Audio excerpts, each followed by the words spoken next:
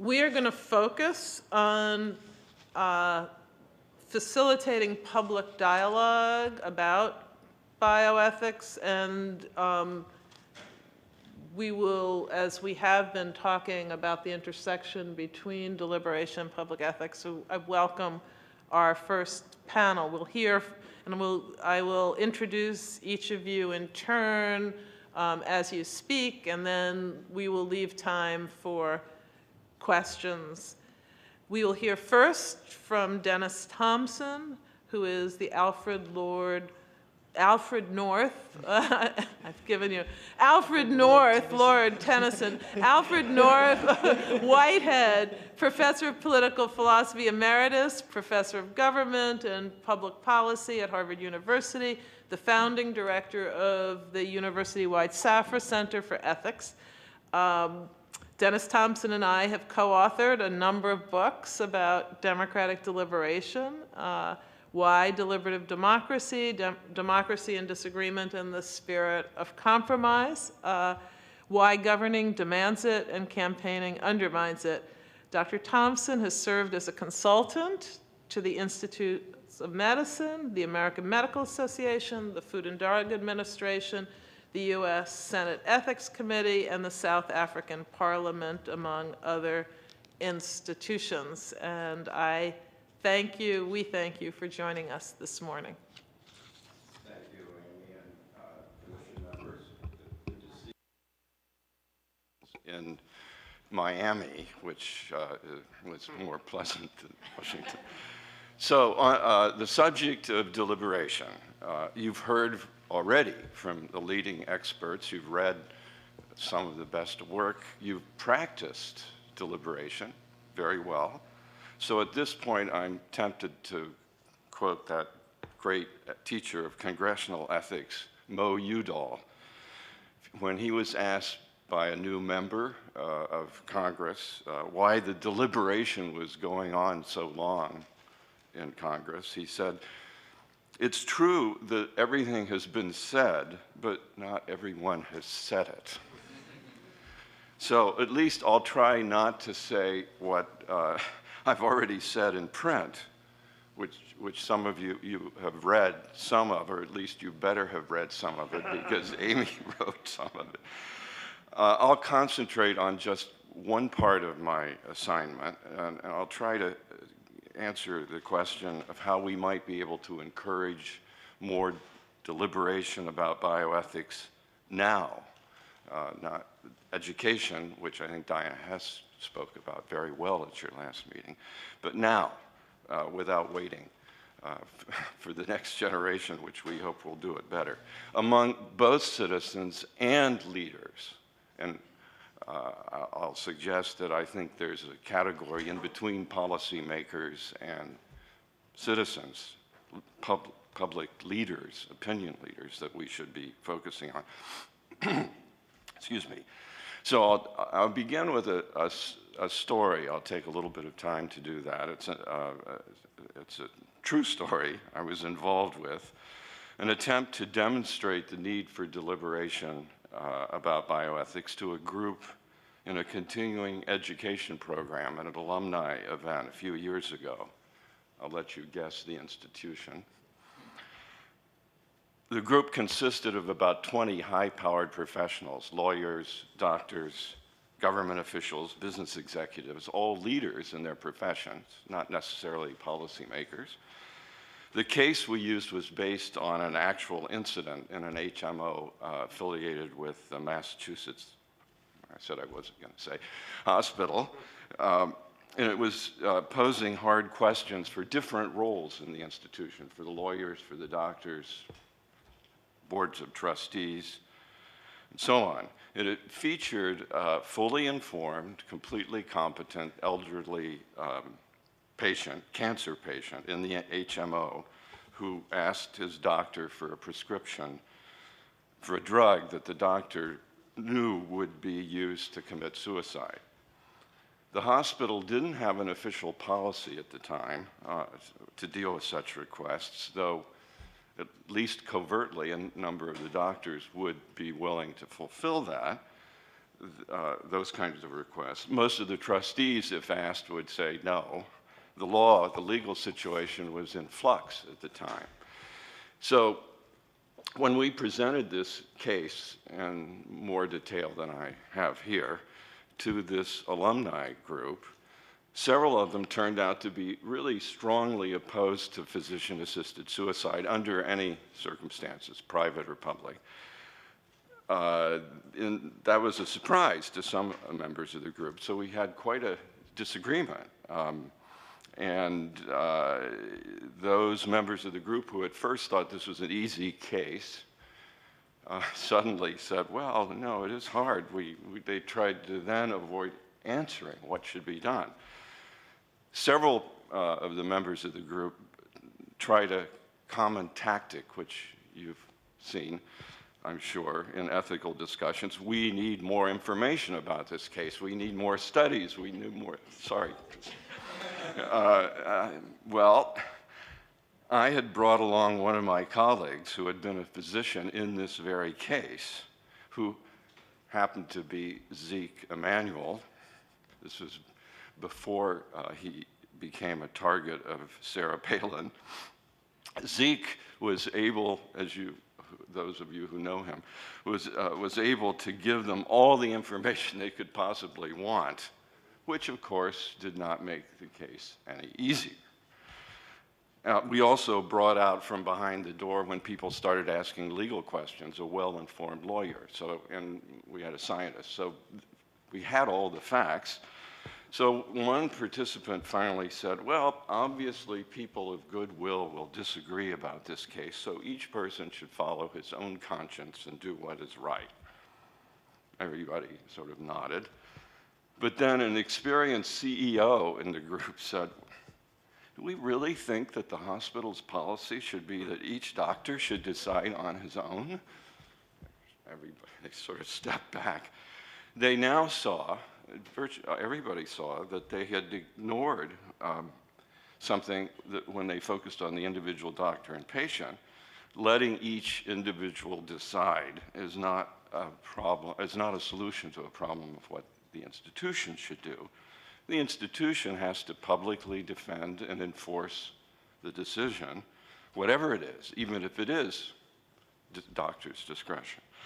So now the participants saw they needed deliberation, not only to improve their own moral views, to become better informed, which is what happens in a lot of the deliberative polls you've heard about, but to try to reach a collective decision about the policy. And that means taking into account the views of other people in the institution and the needs of the institution as a whole, as full-blown, genuine deliberation requires. So this episode, I think, has some general implications that might be helpful to keep in mind as you go about trying to improve public deliberation about bioethics. Let me mention 4, maybe 5. If I have time, I'll try to do this in a sketchy way. First, this addresses a question that you took up a few minutes ago. Deliberation is not just for citizens, but it's also for leaders. And there's a category in between policymakers and the general public. Many of the, if not most perhaps, of the deliberative experiments and programs that you've talked about and heard about have targeted ordinary citizens, and you'll hear more about that, and I think that's very important. But it's not only citizens who need to learn how to deliberate. Leaders are not as good at it as they think. In fact, they may be worse because they think they have the answers. So that means that deliberative forums and educational programs should be designed to encourage leaders with other leaders and other citizens, kind of hybrid groups. And here, to go to your point, you don't have to create these from scratch. You can use existing institutions, professional associations, the bodies that run continuing medical education, the various conferences, retreats, workshops organized by institutions like the Aspen Institute, hundreds of advisory groups, private sector, nonprofits dedicated to improving government, like the Congressional Management Foundation. They maybe haven't done that such good. Well, but they actually organized a deliberative interaction online with constituents and 12 members of Congress on some controversial subjects, so leaders. Second, deliberation needs facts, but it doesn't end with facts. The issues are too important to be left for scientific experts. You heard some testimony about that in a previous meeting. Now, at the May meeting, Steve Joffe made a cogent case for the need for more empirical research in bioethics. I completely agree. You can't deliberate well without being informed about the facts, about the relevant science. But as my example showed, especially when you get leaders and experts, they try to turn ethical questions into factual ones. And they don't immediately see that there's much room for systematic reasoning about moral questions, as much room there as there is for factual ones. So part of our job is to try to persuade people, yes, facts, science, but that's not the end of the story. Third, deliberation, even with people you disagree with, can be fun. Well, if not exactly fun, then at least satisfying. In our alumni group, they were surprised to find they disagreed, and it was a little uncomfortable at first, but once they got over that, and later they said this was very important, and we benefited from it. So, and that's not just true for this highly educated group. Some very recent research shows that ordinary citizens in deliberative settings have similar reactions. Study of Deliberative Forum on Healthcare in California found, I quote, participants experienced higher satisfaction with deliberation when there was moderate ideological difference in the group than when there was either polarized opinion, or more to the point, when there was homogeneous opinion and agreement. That runs counter to some of the earlier studies you've heard about. And this is an excellent study. It has to be, because the authors make a point of saying that their conclusion supports Gutman and Thompson against their critics. So there. Fourth, deliberation can be propagated. Because it's only effective in relatively small groups, the impact, at least some critics say, is bound also to be quite limited. But in our case, we learned that our participants went back, talked to they were opinion leaders. They went back and talked to other people, generally spread the deliberative gospel. And that's not unique to this special group. There's another also recent study in the Journal of Political Communication that found that citizens who participate in deliberative actions, if they're well designed, were more likely to continue to talk about the issues, to engage with neighbors and co-workers in ways that they did not before, and this was a kind of equal opportunity. There wasn't a bias in favor of class or education. We can create multiplier effects in other ways, I think, by organizing conferences, publications, publicizing the successes of deliberative projects. In bioethics alone, there are dozens, if not hundreds, of efforts underway in this country and abroad, and I've found as I go around, many of the participants and many of the leaders are not even aware of the things that are going on elsewhere, even in this country, which suggests that bringing the leaders of these efforts together on a regular basis would be a useful thing to do and to recommend and to organize. A couple of more suggestions, but let me just move quickly to my last point. Technology now makes possible not only online deliberation, an admirable example of which is Margaret Little described at your May meeting, but online instruction about deliberation.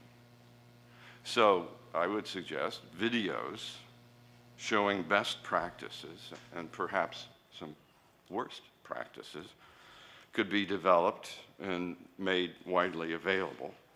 The Commission could start by identifying some of your best moments of deliberation, not only the successes and the results that Amy talked about earlier, but show us how you did it, little snippets. Now you'll need a professional videographer to do a little editing and some commentary, but why not? And there are other, the Nuffield, there are other commissions and there are other examples, and we don't have that. We don't have enough of that. What about the bad moments? Well, we'll have to look elsewhere, not here, certainly. And I suggest perhaps the greatest deliberative body in the world, the United States Congress. Thank you. Thank you. We will take questions and comments after we hear from all of our presenters. And next we welcome Sir Roland Jackson, Executive Chair of ScienceWise, the UK government program I mentioned this morning that encourages and supports the use of deliberative public engagement to inform policy and decision-making on issues involving science and technology. Sir Roland is also a member of the Nuffield Council on Bioethics and served on the working group, the working party as it's called there, that produced its latest report entitled Children in Clinical Research, Ethical Issues. Welcome, we're really pleased to have you. Well, thank you very much indeed, and thank you very much for inviting me. It's a real privilege to come here. It's a real privilege to be able to come here, both on behalf of ScienceWise and as a member of an equivalent body, a rather different body, but an equivalent body across the pond, and to hear everybody else speak today. So I've been asked to talk about three things: the reasons for engaging the public, by which I mean the broader public, in debates about ethical implications and advances in science and technology, effective methods of public engagement to that end, and the ways that public dialogue can be integrated into the development of policy in this area, and all the things that you raised in your opening remarks. So, reasons for public engagement, methods, and policy integration. So to start with the reasons, I'll just list 6 very briefly, which may stimulate some discussion later. And the first, and in many ways I think the most important, is to hear the often unheard voices, by which I mean that often silent majority of people beyond the organised and vociferous stakeholder groups. Because too often, and again that's hinted at earlier here, important issues are dominated by lobby groups, pressure groups of all sorts of shapes and sizes, and I think it's important to hear the voice of the reasoned majority behind those groups. Second is to reflect societal diversity. That links to the first point. I think it's critical not just that unheard voices, the often unheard voices are heard, but that those voices that are heard genuinely do reflect appropriate diversity and balance across society. And that's not easy to do, and we can maybe talk about some of the issues around that, but I think that's really important. Third reason is to challenge expert framing and assumptions. We certainly have a whole range of experience in the public dialogues we support, which indicates that lay people who don't have that deep expertise, be it in science or law or whatever, can and often do ask questions the experts hadn't thought of, or at least ask a question from left field, often based on an approach in values that makes an expert suddenly sit up and listen. It's remarkable how often in our public dialogues, experts report that the public helped them see the wood from the trees. Fourth reason, which may seem a bit strange, given the fairly small numbers involved, which was, I think, hinted at earlier, is to increase democratic legitimacy, even with those small numbers of people involved in deliberative dialogues. And I think the reason for that is that we know, certainly in the UK, that quite a lot of people would like to be involved or have the potential to influence public discourse around issues in science and technology. But even if they don't want to be involved directly, and not all do, most want to know that it's possible that some people are doing that, some normal people are involved in that process. And I think if one can do that and convey that, that increases the legitimacy of what comes out in terms of policy. The fifth is to give decision makers the confidence to proceed. And I think your highlighting earlier of the mitochondrial replacement is a real case in point. This is especially important in heavily contested areas where public acceptability and value clashes and so on may be a major concern. So in the UK, that discussion that preceded our parliamentary votes on mitochondrial replacement was actually quite critical in giving policymakers both the evidence and the sort of sense that there was enough will and support within society at large to support this under strictly regulated conditions. And it's interesting, one of those conditions was this should be only for the treatment of disease. There were a number of quite interesting caveats put around this by the public. And the sixth and final reason for public engagement, deliberative public engagement, is to help frame communications around whatever policies are being discussed and decided. There's actually quite a narrow line here between legitimating an already decided policy in order to sell it, which I think is not appropriate, maybe appropriate for a policymaker, but not for deliberative dialogue. But I think it is appropriate and useful to use deliberative dialogue to help shape the way in which people would like to be communicated with and how they'd like engagement to continue as the policy is developed and implemented. And actually that's quite a common reason for government departments coming to us and wanting to commission deliberative dialogue. For example, around fracking for shale gas is a recent example in the UK, pretty sensitive. So those are 6 reasons for public engagement, but what about the effective methods? Well, in the broader sense, they obviously depend entirely on the purpose of the public engagement. For example, whether you're engaging primarily to tell people something, to listen to them, or to shape something together. And I'm going to concentrate on the approach of ScienceWise, which is actually matched by the Nuffield Council on Bioethics on the occasions when it's used the same methodologies. And as Dr. Gutmann has just explained, ScienceWise is it's a UK government programme funded by a government department, the Department for Business, Innovation and Skills, which aims to improve public policy making involving science and technology by increasing the effectiveness with which public dialogue is used in that process. And that, of course, means that the issues raised and discussed go well beyond the bioethical, but those are often there too. But ethical questions in general, for example, around equity, around power and control, around regulation, around trade-offs, commonly surface in public dialogues on a whole range of topics, including around emerging technologies and biotechnology. So I think there's a lot of commonality between what we do and a specific focus on bioethics. And I think it's important to note that for us, and by us I mean ScienceWise, to support a public dialogue, there has to be a policy decision capable in principle of influence. I mean, even if it doesn't influence it in the end, there has to be something in principle capable of influence. That's the purpose of the engagement. And if we think that we're being offered something that is purely for legitimation, sort of cover for a decision that's already been made, then we'll challenge that and we may ultimately not support it. It can be quite difficult to work out whether that's happening, but with sufficient challenge, one can usually find out. And the methods we use are those of facilitated deliberative dialogue with diverse, small groups of people recruited to be representative broadly of society as a whole. And the process often involves groups reconvened and meeting over a week or more, and typically then also talking with wider people, with their communities and friends, so it does spread out beyond that small group. And crucially as well, it's overseen by a stakeholder group which incorporates the various different interests in play.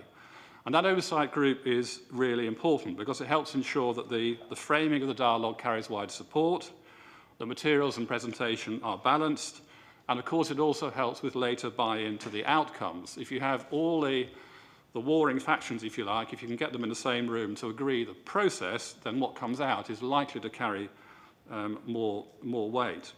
And only once so far have we had an oversight group collapse and the process fail.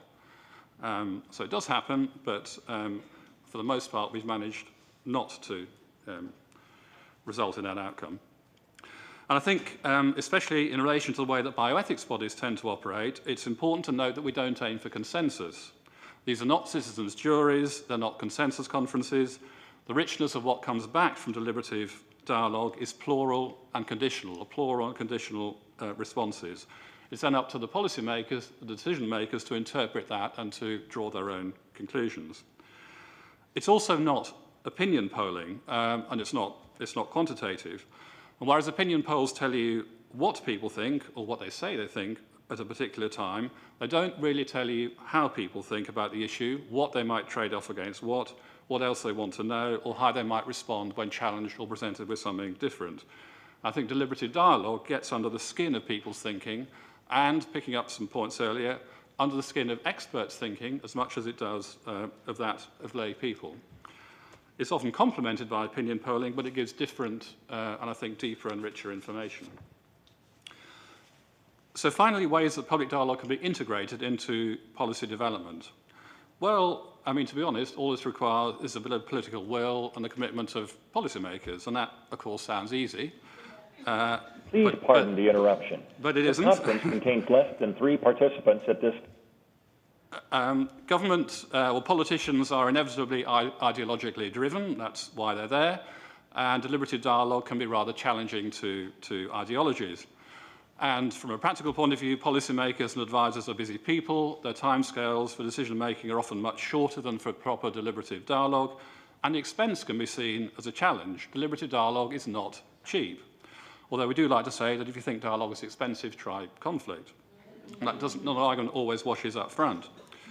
We can actually point to examples where dialogues have saved substantial sums of money that can be quantified, and there must surely be many examples where conflict foregone has saved money quite apart from leading to better outcomes. But again, picking up points just made, demonstrating those impacts, and especially establishing cause and effect, is inevitably very difficult for a whole host of reasons. And we, like you, I think, have an extensive tracking process to help us identify impacts as far as possible, but it's a real challenge. So in terms of integration, I think what's needed, apart from political will, or at least political support and license, is a cadre of policymakers and advisors who are familiar with the potential for public dialogue, along with all the other tools of what we now call in the UK open policymaking. And that means clarity about when not to use these techniques as much as when to do so. And we therefore put quite an emphasis in the UK on capacity building as well as into direct support for the dialogues themselves. So we'll run workshops in government departments, we'll support official civil service training programs and offer mentoring and so on. We find it really important for integration that policymakers themselves commission the dialogues. They have to have ownership. So as ScienceWise, we support and we often co-fund the dialogues and we support their evaluation, but we do not run the dialogues ourselves. They have to be owned by the people who are going to be potentially influenced. And we found that direct or past experience of public dialogue by those commissioning them is also important, not least for establishing their validity. It's very common for experts, once directly exposed and involved, to comment on how sensible and useful those public views are. And you get that by direct experience. You just tell people it doesn't quite work the same. But even so, the question of validity of what comes out, of what actually counts as reliable evidence, is an issue that often arises with us. I think qualitative methodologies like this are still seen as suspect, particularly, dare I say, from some from a natural science or economics background. And to help meet that challenge, we've been working in the UK to develop a quality framework for public dialogue as part of a quality assurance process. And I'd be interested to exchange offline some experience on that, actually, because you're clearly struggling with the same issues. I'll just end by noting that the Nuffield Council on Bioethics has itself used deliberative dialogue to inform some of its own reports, by which I mean deliberative dialogue using recruited public groups. For example, the report on dementia, ethical issues, and the report on human bodies, donation for medicine and research, both used that process. And in fact, the whole approach to our recent report on children and clinical research was one of participative public involvement alongside the expert analysis. And I expect that use to grow in Nuffield reports. So thank you very much again for inviting me. I'm much looking forward to hearing from everybody else and to any discussion that might ensue. Thank you. Thank you very much. We will now hear from Marianne Dennis, head of the section on ethics and health policy in the Department of Bioethics and the Clinical Center of the National Institutes of Health, and chief of the Bioethics Consultation Service at the NIH Clinical Center. Dr. Dennis served as president of the International Society on Priorities in Healthcare from 2008 to 2010, and on the board of the American Society for Bioethics and Humanities from 2008 to 2010. She has published many articles on patient preferences and to the extent to which they are incorporated into practice. We look forward to your comments. Welcome. Thank you very much. It's a treat to be here, and I've been asked to talk about the work I've done with colleagues, Susan Gould, and people at the Center for Health Communications Research at the University of Michigan over the last decade and a half in involving the public in priority setting decisions through the use of the CHAT exercise. I just need to say that I am expressing my own views and not the views of the NIH. So the CHAT exercise is really designed to help get the public's input on tough questions that come up when you don't have enough money to do what you want to do and meet all the needs you hope to accomplish. We think of this as accomplishing or contributing several benefits. As others have said, it can promote democratic legitimacy, and that it's important, besides the fact that we have other approaches to getting public input, that it be in some ways more effective than other mechanisms of representative democracy. And we think that because people are not simply voting, just giving a yes/no answer, they have to give reasons and they have to deliberate with each other, we get more informed and carefully thought out choices.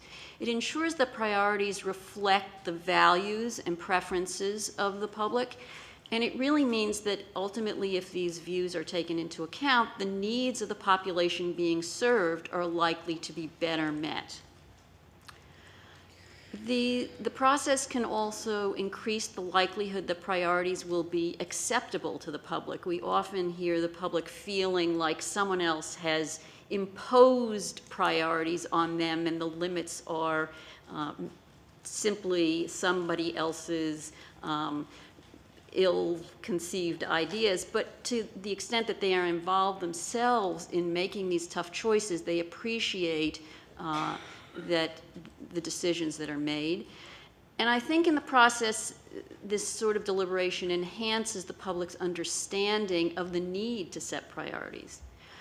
It allows also for less partisan discussion of pressing needs. As people have said before, these kind of issues are so often fraught with irreconcilable loud voices, and a deliberative process like this can really overcome that kind of tenor of the conversation.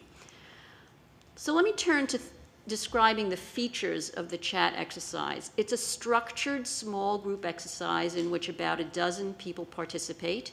In any one project in which we use the exercise, hundreds of people can participate in such groups. We use a game board that represents the benefit options for people to pick from. And we give people a set of markers. They can be stickers, they can be pegs, they can be, when we use a computerized version, they can be markers moved electronically.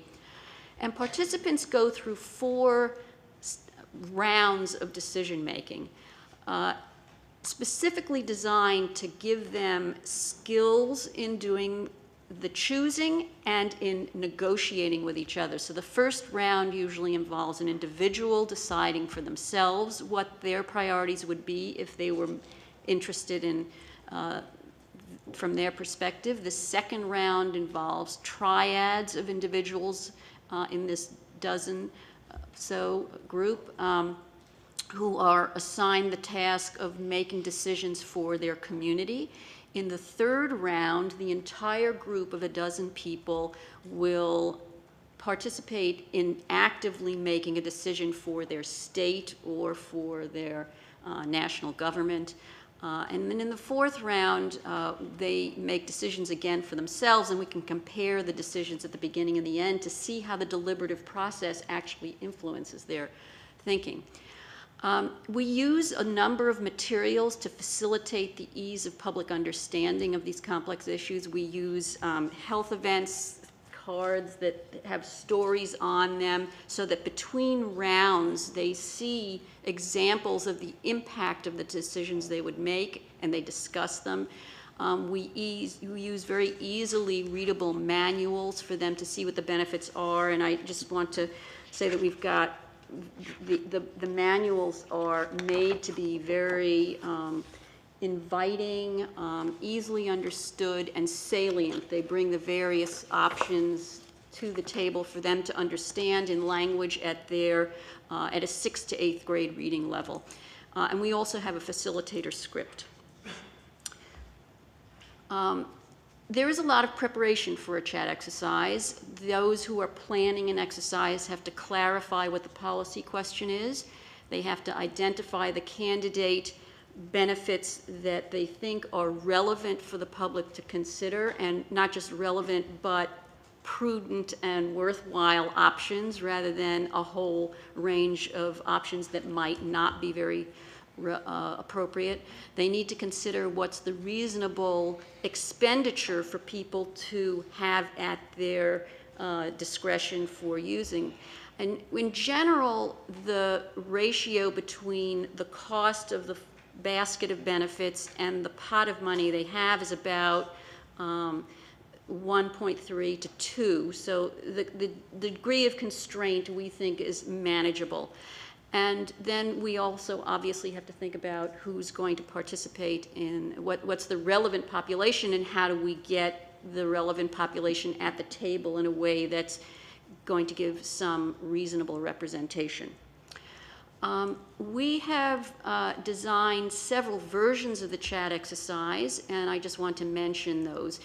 CHAT, which stands for Choosing Health Plans Altogether, has been used to prioritize health insurance benefits for health insurance plans. The REACH exercise, which stands for Reaching Economic Alternatives that Contribute to Health, is meant to allow the public to participate in thinking about how we address health disparities, recognizing that there are a number of factors aside from health care that contribute to the social determinants of health. And there's a Choosing Health Altogether, which prioritizes patient-centered outcomes research for PCORI. And in general, we have a computer-based version that can be tailored to any exercise. We've covered a number of policy questions with regard to health insurance, including coverage for the uninsured, Medicare population, Medi-Cal, populations who are disabled, microinsurance in rural villages in India, and services for people who don't have insurance at all. This is an illustration of the chat board, and you can see that it is a round circle with the benefits represented in pie-shaped images on the board, and each of those pie shapes has a number of dots on it that are a function of the actuarial cost, so that people are making choices based both on the expected benefit and cost.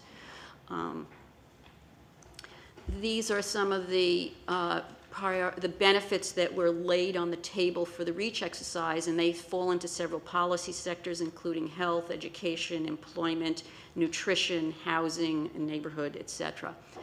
This is the REACH board, and you can see that each of the policy sectors is represented by a different color. And here's an illustration of people participating in using the REACH exercise. This is an image of them in the second round, where they are working in triads to make their choices, putting stickers on their chat board. And here's an image of the facilitator working in the group round. We audio tape this so that we can then analyze the reasons, and the facilitator puts markers on this big board that's at the front of the room. What are some results?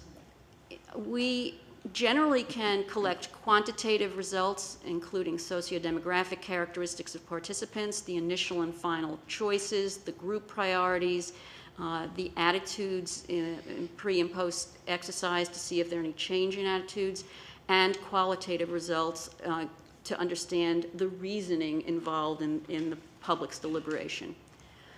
Just to summarize, we've had experience with over 5,000 participants asking questions related to research, policy, and teaching.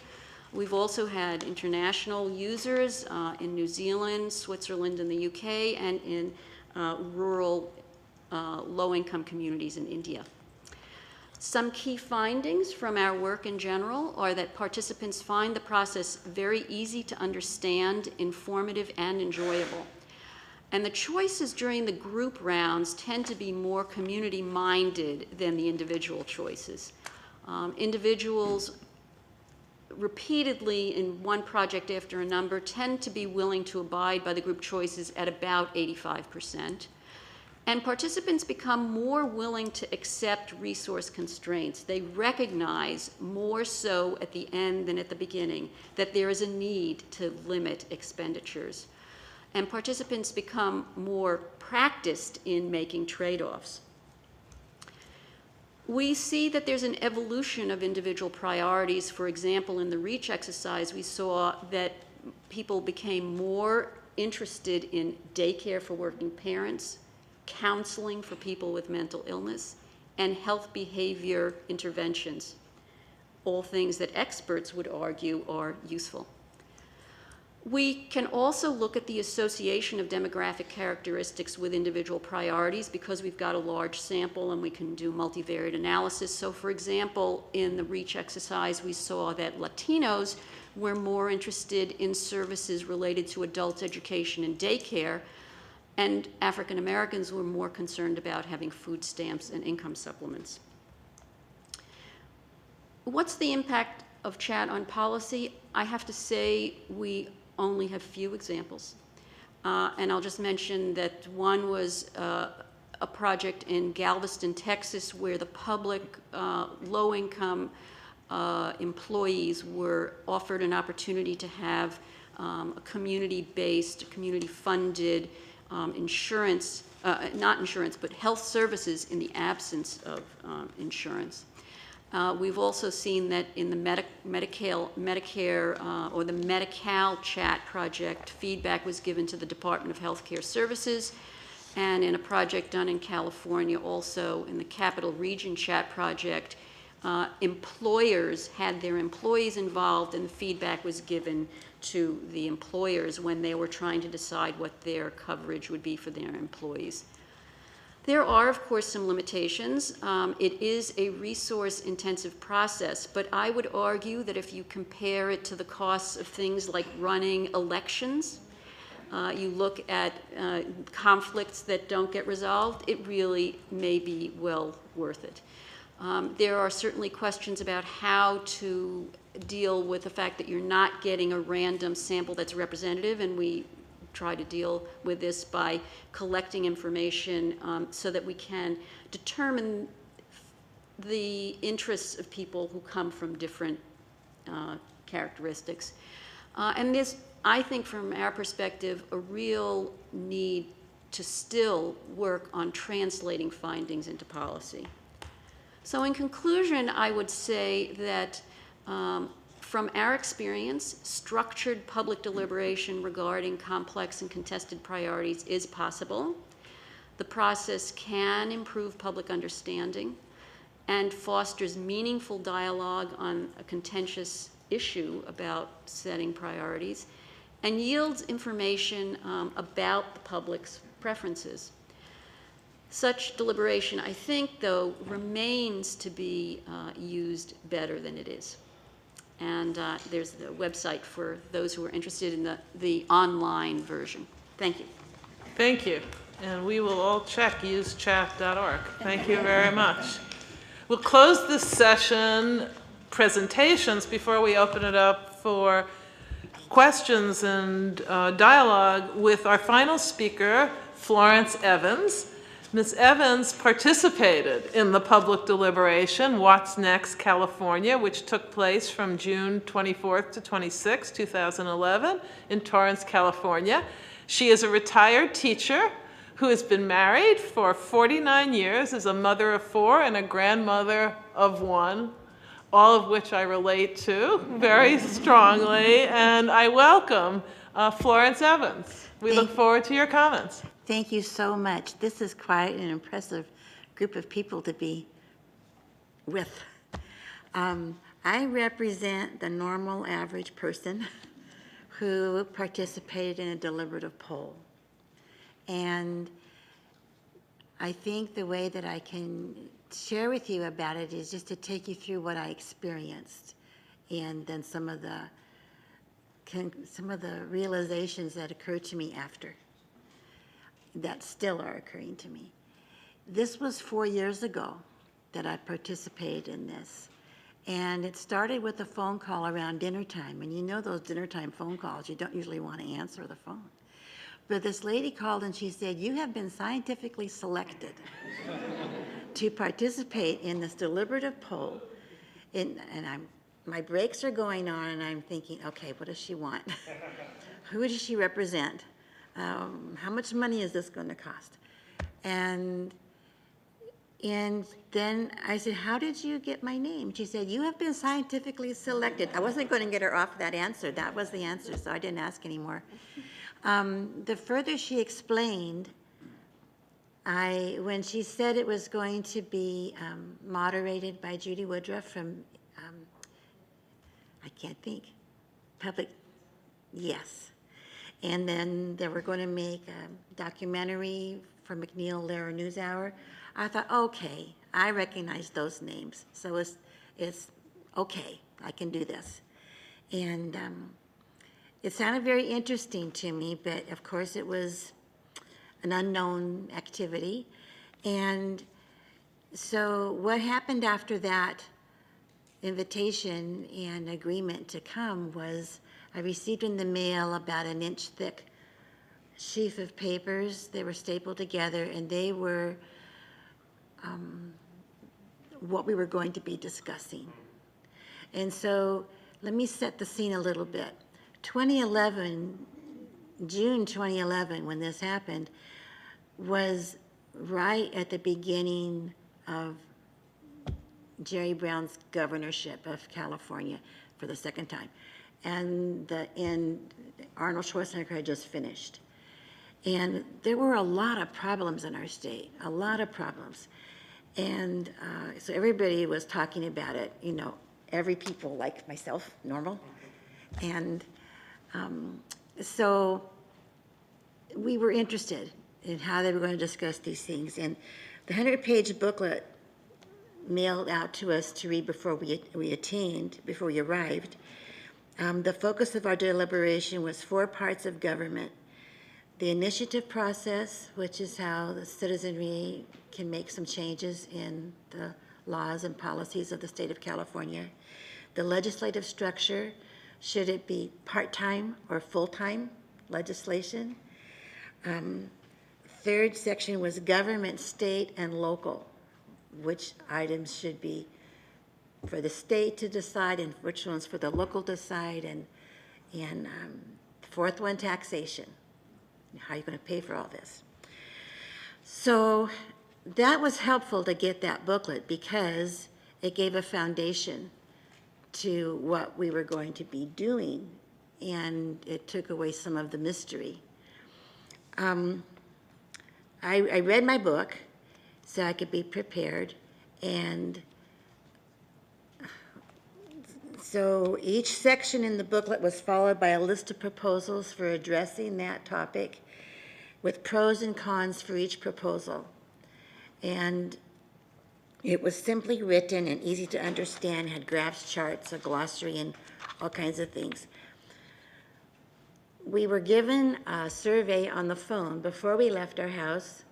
We were given that same survey when we got there on Friday, because this ran from Friday afternoon until Sunday afternoon.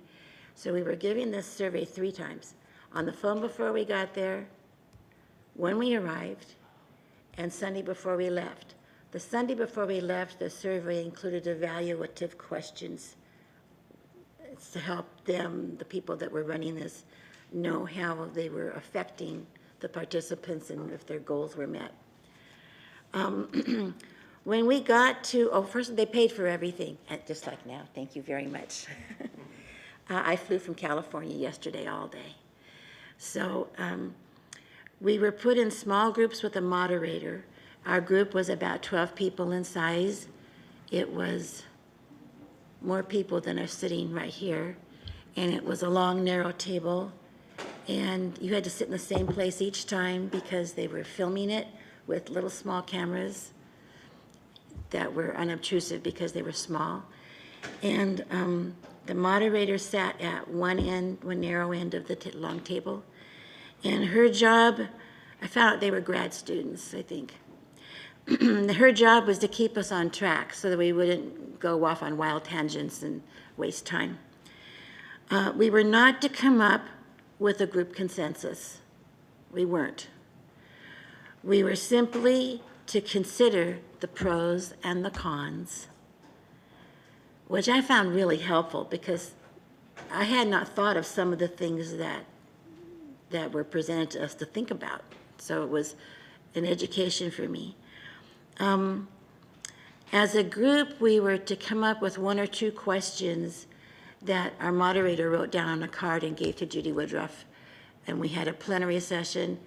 I may be saying that wrong. I don't know if it's plenary or plenary. Okay.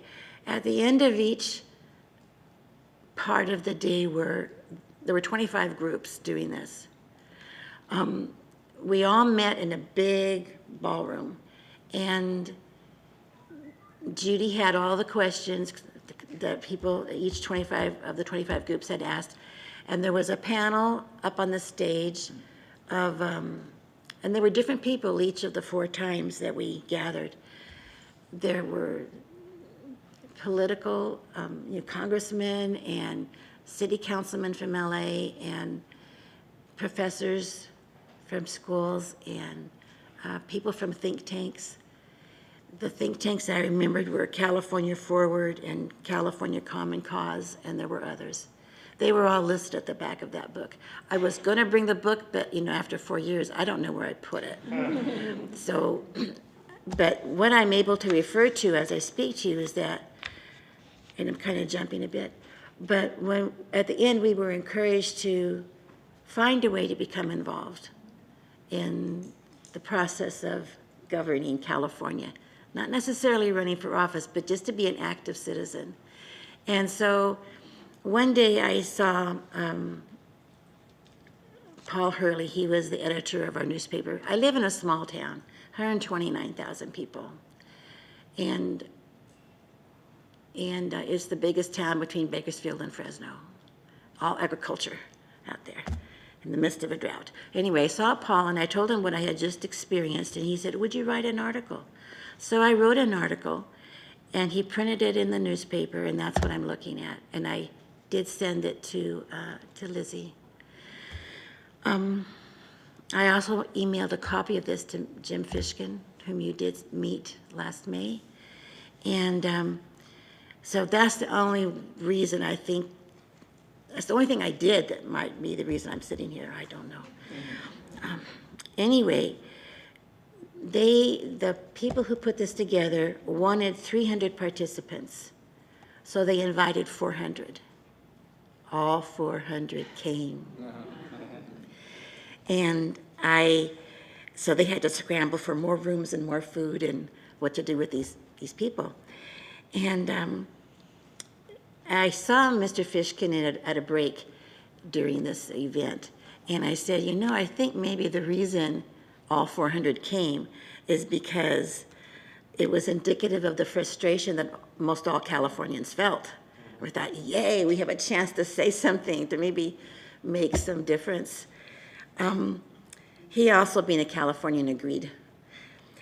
There were 19 people in my group, not just a dozen. And it was, I'm going to read a little bit because I'm sure. It was an amazing experience. We were a bunch of strangers from all different backgrounds, economic levels, political persuasions, ages, ethnicities, and professions. And we were all respectful of each other. That's the part I really, really appreciated. I mentioned I'm a retired teacher, and in the last 12 years of my teaching, I taught literacy, English as a second language, to people who didn't speak any English. If you spoke no English, you came to my class. So we did a lot of laughing, but just to break the ice and let them not be afraid of me. And everybody was respected. I really like that. The young man sitting to my right, he looked like he might have, he was dressed like he could have been a street person, and had some tattoos and stuff. Not somebody I normally run into in my daily life, but he had good things to say, and it was a great experience. The lady to my left was from my demographic, gray hair and older and grandmother and all that. We were all different from all over California is a really big state, so we had a lot of territory covered. So everybody was respectful of each other, listening to one another, expressing different thoughts, observations, considerations, and concerns. Everyone spoke up at least a few times. And I thought that was the norm for all the 25 groups. Till later in the, I need the water. Too much talking. Later in the experience, the young man to my right, he said not everybody had the same experience that we were having. Some of them had people who dominated the conversation, so not everybody could speak. Some had angry people that just, destroyed the tone of the whole session for us. But we didn't have that. Thanks be to God. Everybody was respectful. And there were a couple of times some responses to some of the comments, topics we had to discuss. Some were highly charged and said with emotion, and if there's too much emotion, you can't really think, and respond. So we got through that. It didn't dominate. It didn't destroy the collaborative spirit. Okay, so now let me get this drink.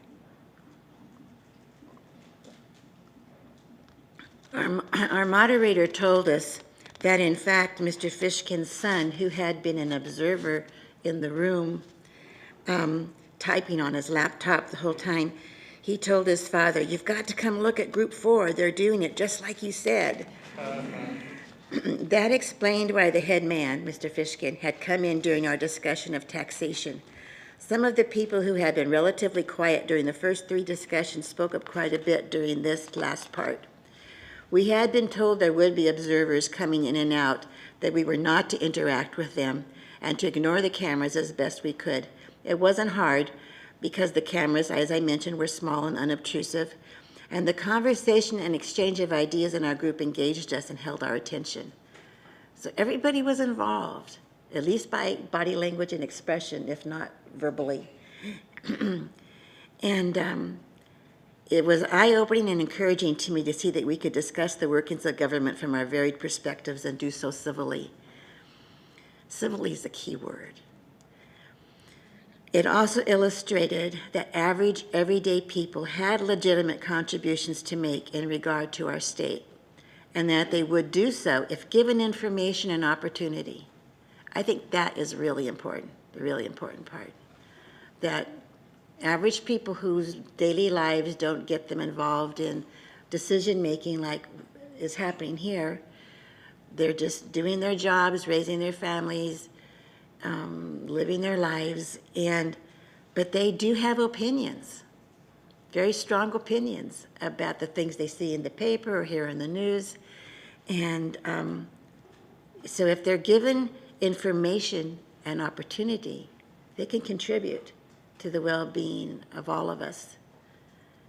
And so that's my story. And if you have any questions, that's it. Thank you, all 4 participants, very, very much. we're open for questions and comments. I'm going to begin, I just want to underline a few things that I'll begin with Florence. I just want to punctuate something you said and draw a important point from it for our recommendations and our discussion. You said all were respectful of each other, and that's the part I really, really appreciated. You said I'm quoting you exactly. It's very important. Dan pointed this out at our last session, to recognize that deliberation is not simply a process. It has substantive values embedded in it. And mutual respect is first and foremost the substantive value. And that value has to be taken into account when one assesses the use of deliberation compared to alternatives. Regardless of the outcome of deliberation, it instantiates, embeds the value of mutual respect, which the alternatives that are existing alternatives don't. And people really, you're not unique in this regard, people, both ordinary people and, you know, extraordinary people who, public leaders, as Dennis said, who when they interact and they don't have exclusive authority, they really, really value getting the respect of others, even or especially when people disagree. So that's a value we have to, as an ethics commission, a bioethics commission, we have to defend that value because people really, really appreciate it. So I just wanted to make that point from the get-go. I think if you don't have that respect, you can't go forward. Well, that's what and that's the consequential list part of it. I wanted to begin by saying that's a value in itself because people value it. It's not a peculiar value. No. But there's also a consequence to that value because if you don't practice that value, you get the gridlock, name-calling, character assassination all go together with not moving forward, especially in a polarized environment, but not only in that. So I think that's just a very important point for us as a bioethics commission to make about so many of the issues we deal with are very controversial issues. We wouldn't be deliberating about them if everybody agreed on them. And to deliberate is to stand up for the value of mutual respect, which is embedded in the practices of medicine and science and so on, but it's often taken for granted rather than elevated. I see Dan wants to follow up, and I will go from Dan. I'll keep track here, and Anita. So we're open for questions and comments. First, thanks to everyone for very lucid and useful contributions. One thing I was sitting here thinking about is the fact that most citizens are not going to be scientifically chosen to be part of one of these explicit mechanisms. And while it was valuable, for instance, for you to participate and other participants, I wonder what ways there are of sort of increasing the sort of sense of legitimacy of this input on the part of the entire public. How do we get them on board? How do we have them, are there ways to have them participate or sort of feel that the people who are doing this are actually in some ways helping them to have some input into the process? I'm going to ask Dennis and Roland to answer that because they have obviously had to, it's part of their professional responsibility to think about that. Dennis, would you begin? Good question because it's hard to answer.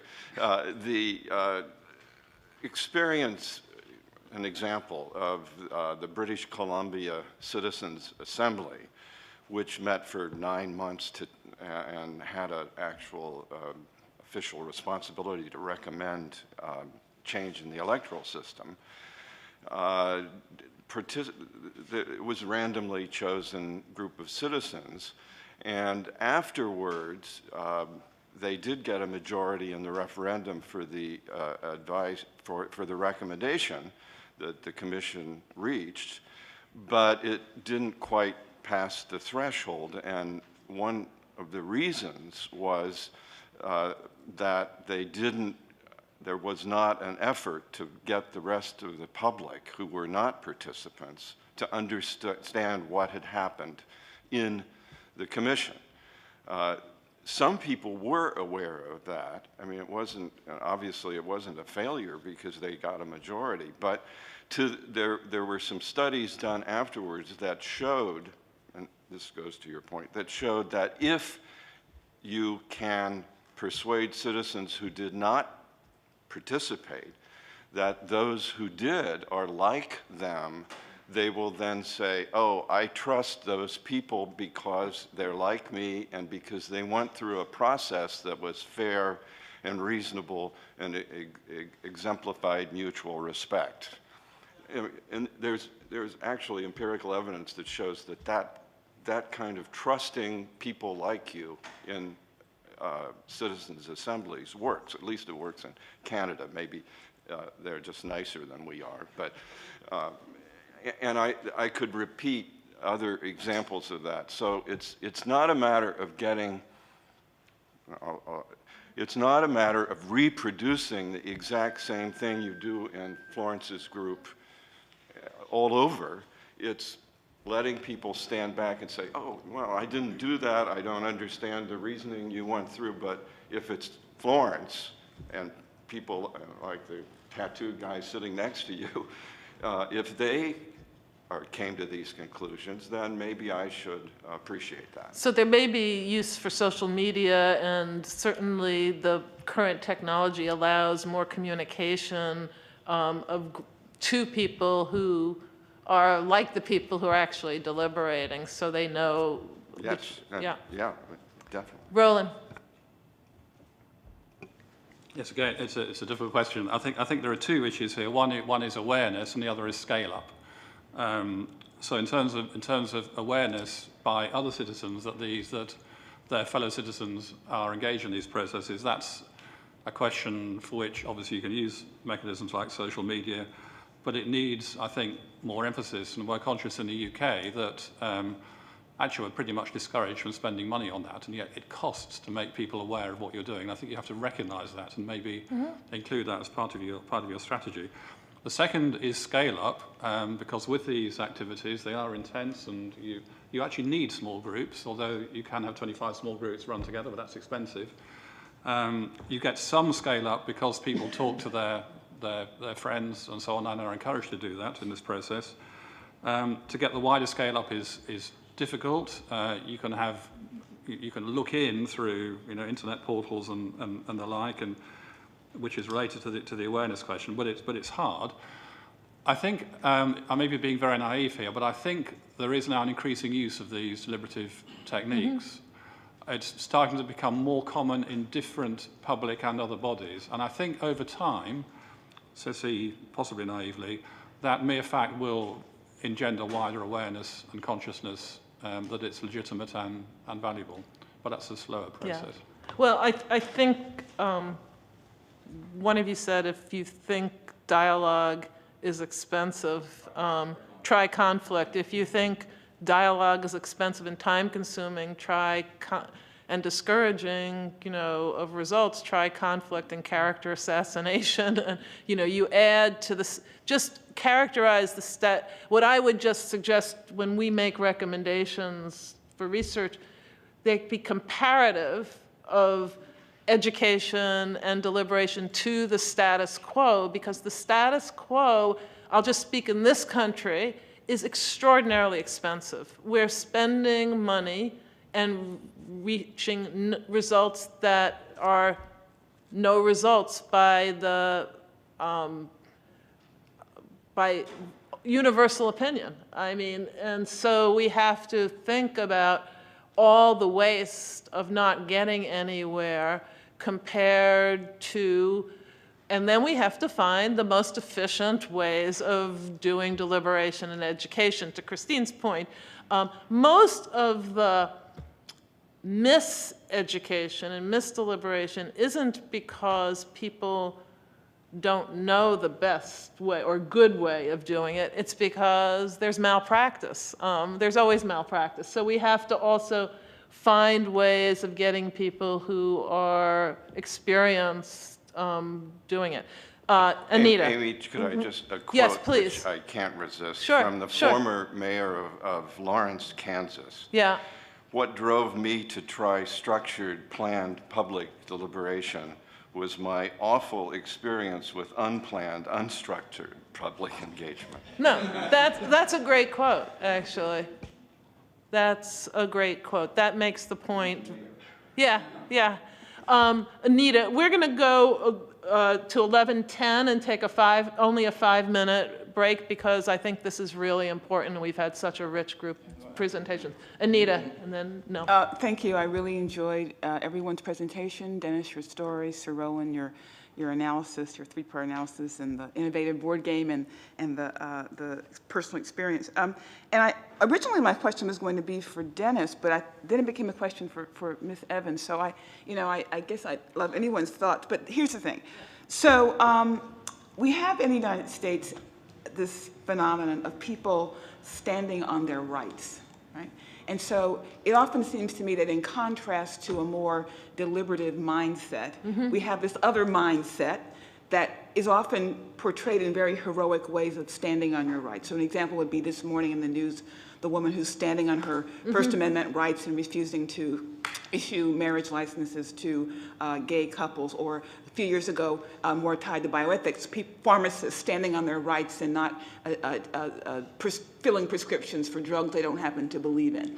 So how do we think about people in jobs where they have power over others when their mindset is not deliberative but is one of standing on their rights, and is one of the great benefits of deliberative democracy and deliberative education, ethics education, to get people not to stand on their rights, but to have a more participatory and collective mindset. So that's my question. I think that is really difficult because the two examples you mentioned are very strongly felt by the people who have them. Yes. And to them, it's more than just their rights. It's their whole way of living their life, which is pretty hard. But I think that what I think is helpful is when you're having a discussion where you have to come up with some other kinds of conclusions, is give the pros of thinking one way and the cons of thinking that way, and I think the consequences of each, so that a person knows what they're really considering. And then they would have a more educated response to what's being asked of them. They may not change their mind, but they'll have more inside them to bring to their answer. Yeah, that's good. I'm going to, Dennis? Just, Anita's written about some of these things, but I think Yeah. it's very hard in a culture such as ours, which is pervaded by what I would call the John Wayne theory of ethics. You stand alone and do the right thing. And we're seeing some of that. How do you overcome it? Well, let me say something a little bit controversial. Your group was apparently not, was unusual compared to the other groups in that you exhibit mutual respect. I think that some of the deliberative poll groups are not designed in a way that would encourage taking collective responsibility for the outcome. That's why I tend to favor using deliberation in groups where you have to reach a decision. Even if it's just a decision for the group that nobody's going to interact, that gives everybody a sense, we've got a stake in this, I really have to listen to you, and not just tolerate you or respect you, but we've got to work together. You know, if the county clerk in Kentucky had been in a group that's city officials and city councils, she might have realized that this isn't just a matter of what I think is right. Even if I am right, I have to work with other people. So the point, though, isn't whether you can get the clerk in Kentucky to change her mind. The point is whether we have the resources to respond in a collective way, in a productive collective way to that. So I want to say two things about that that are very relevant to our commission and recommendations. First of all, our commission is a decision-making body. We're not a policy-making body, but we must do reports that give recommendations. And it wouldn't be helpful, I think Dennis's example, which I didn't know before, we haven't written about this collectively, but Dennis's example is right to the point. It wouldn't help if we said all we did was report out our individual views. That would be totally unhelpful to citizens or policymakers. It only helps if we deliberate and come to some recommendations jointly as a commission, reflecting where we have disagreements and so on, and that we couldn't resolve, but making recommendations to suggest that there is a way that a diverse society can move forward on the policy level. Now, coming to the standing on your rights, I think that's both great examples. Let me just take the most current, but it applies to the pharmacists as well. The response that I think we could make if we deliberated as a commission in bioethics is, you can stand on your rights, you just have to step down from your job. And we're not, that is, your job is an institution that has to recognize the rights of all Americans. And right now, and rightly, the rights of all Americans, whether they're heterosexual or homosexual, are to get married. Your right, you have a right not to marry people, but then you can't have your job. You have to step down from your job because your job is to recognize the rights of all Americans to get married. That is your institutional responsibility. We haven't deliberated about this as a commission, so the caveat is I'm speaking not as the, representing the commission, but I am speaking in response that it would be a bad response from my mind to that as, a philosopher to say you don't have rights. Of course you have rights. You have the rights of all other Americans.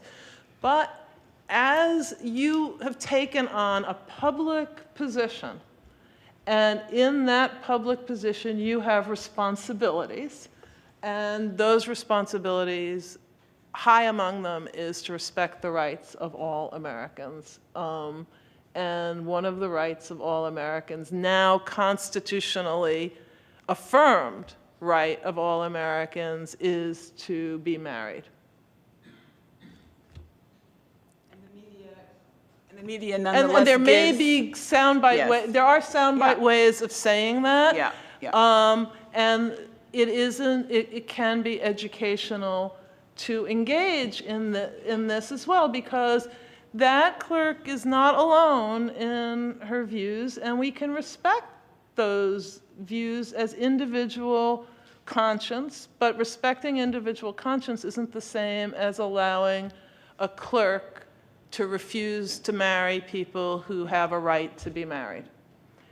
Right, and hopefully the deliberative education that we advocate, yes, would. Right. Yes. I was very struck that Florence talked about her group being unusual. And I think one of the things we've come to recognize is that the facilitator has an important role, not simply being passive about it, and that taking turns, making sure that everybody speaks up or has a chance to speak up, and doing things like organizing groups so that in places where we've worked with groups where women are hesitant to speak in the presence of men, for instance, you might have groups that are comprised simply of women, and you aggregate the results. And I think that the other thing is so striking, that comes out from a successful deliberation, is that it's not simply the facilitator that's making this happen. People in the group convince each other. We've had instances where people start out saying, I don't want to include mental health services. You know, I'm not mentally ill. Well, then you have someone will speak up and say, I'm not mentally ill either, but I have a father who was mentally ill, and his alcoholism destroyed my family. And then it becomes less stigmatized, and the people in the group convince each other in a way that it's not left to the facilitator to do.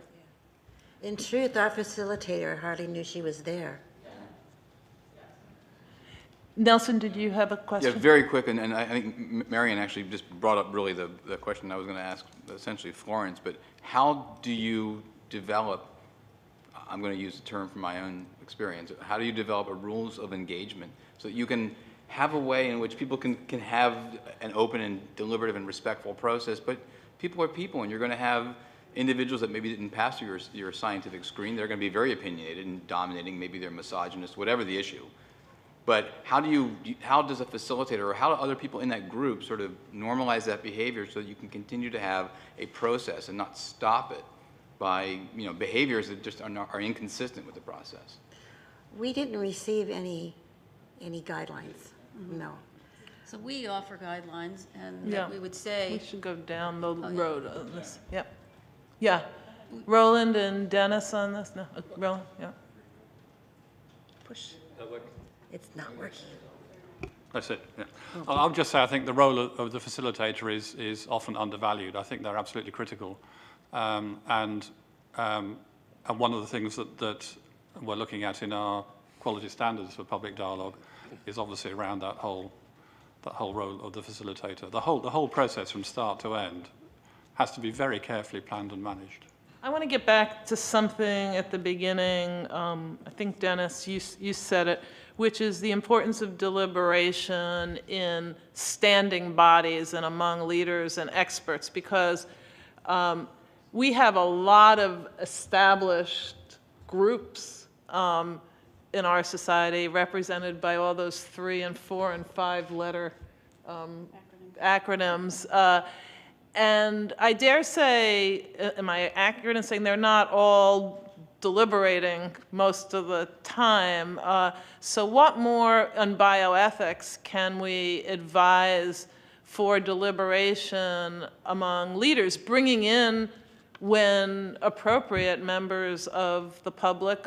This is a panel, for example, which have a number of people who are professional experts in this area, and you add tremendously to it. And so what more could we recommend in this regard? And I'm going to begin with Dennis and go down. I mentioned briefly the professional associations, which are a fairly easy target. And now, you might point out that had the American Psychological Association deliberated a bit more about their policies on whether psychologists, whether their ethics rules should restrict or restrain the conduct of professional psychologists working with CIA and other, they might have avoided what's been a disaster for the association as well as for a number of other people. There are other professional associations, even the economists actually had a sort of faint-hearted ethics group that came up finally with the code. So to reach those decisions, they quickly learned that they had to deliberate. So you could recommend something along those lines.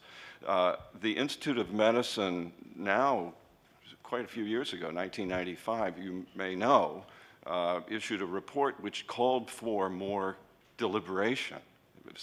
That was its main point, multi-tiered deliberation, and it listed a whole bunch of associations and groups.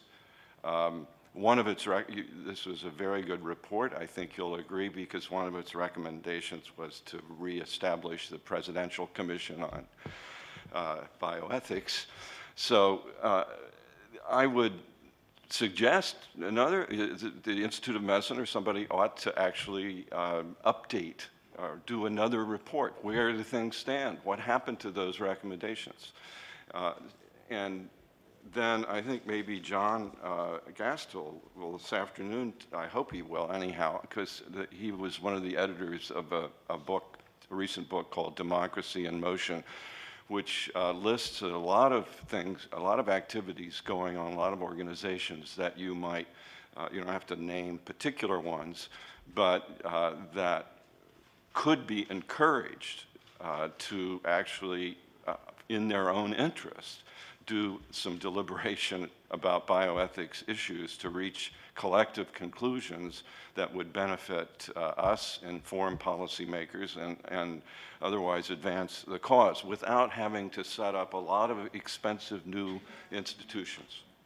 Because I don't want us to focus overwhelmingly, or let alone exclusively, on things that you just have to get created from scratch or that are enormously expensive when there are existing organizations that, if they became more deliberative and more inclusive, it wouldn't cost them much, if anything, more, and it would do all the things Roland and Marion, on your lists, you had the legitimacy, the productiveness of